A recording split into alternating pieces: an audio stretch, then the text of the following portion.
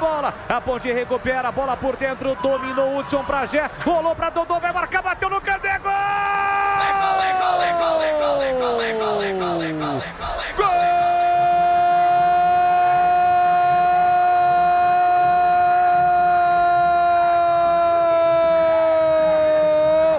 Da Ponte!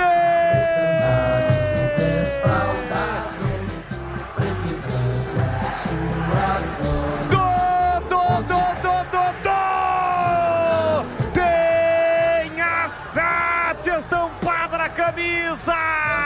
No apagar das luzes, na base da garra, da luta, da determinação, da força, da tradição da camisa ponte-bretana. É gol da Ponte, baralho, diz Nelsinho Batista.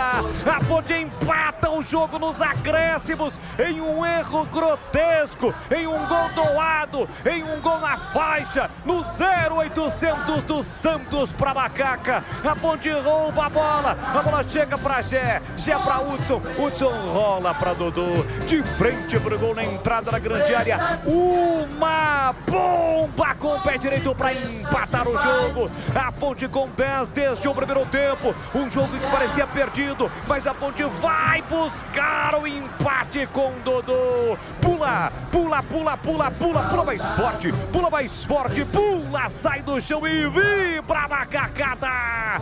Dodô, na marca de 46 minutos de bola rolando. Esse é o futebol. 46 do segundo tempo. Solta o grito, grita comigo, nação ponte-bretana, grita mais forte.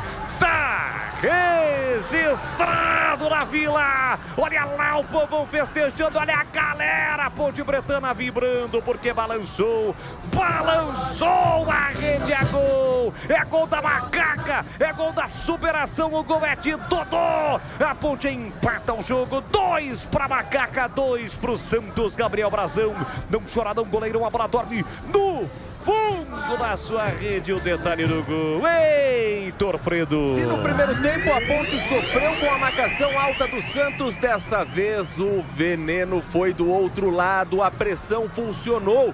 Era uma jogada simples, saída do goleiro para o zagueiro. Rodrigo Ferreira tinha a bola dominada, mas na pressão sobrou para a Macaca. E o Dodô, que entrou com estrela, que entrou predestinado a fazer o segundo gol na Vila Belmiro com a camisa da Ponte nessa partida maluca que abre a rodada da Série B. Santos 2, Ponte também 2.